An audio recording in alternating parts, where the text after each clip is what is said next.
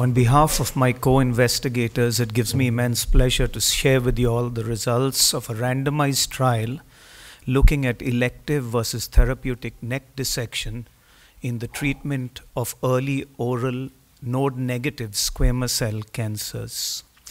This has been a matter of considerable debate in the head and neck community that has spanned more than 5 decades.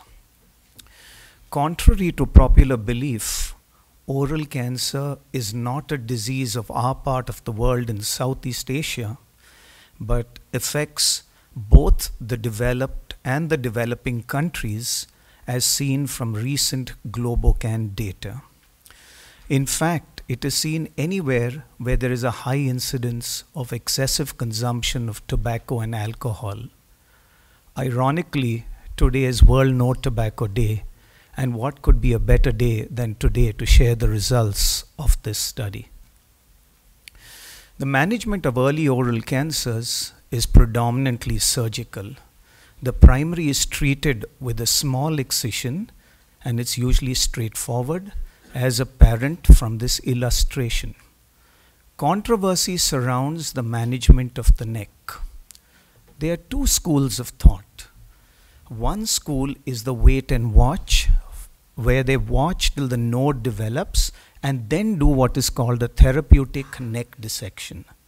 They cite that there is no conclusive survival disadvantage by this approach, and doing an additional surgical procedure would have morbidities, all surgical morbidities, including shoulder dysfunction, which may be unnecessary in up to 70% of patients. The second school do the elective neck dissection, and in their support they cite better control and survival with this approach, and also the fact that both the primary and the neck are treated at the same sitting.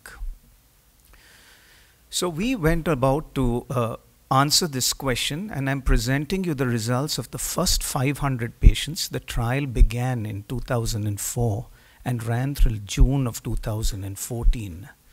So all patients with early stage 1-2 clinically node-negative oral cancers had excision of the primary tumor, and then they were randomized into 2 arms. One arm had the elective neck dissection, and the other were wait and watched, and they underwent neck dissection should they have relapsed in the neck.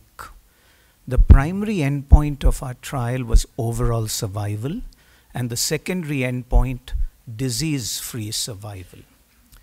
The highlights of the results of our trial. Elective neck dissection improves overall survival by 12.5% compared to the wait and watch approach, and reduces the risk of death by 36%. Elective neck dissection also reduces the recurrences in the neck compared to the wait and watch approach by 55%. So our conclusions are that elective neck dissection should be the standard of care for early oral node-negative squamous cell cancers based on the findings of our study.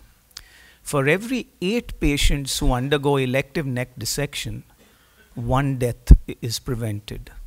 And for every 4 patients who undergo elective neck dissection, 1 recurrence is prevented.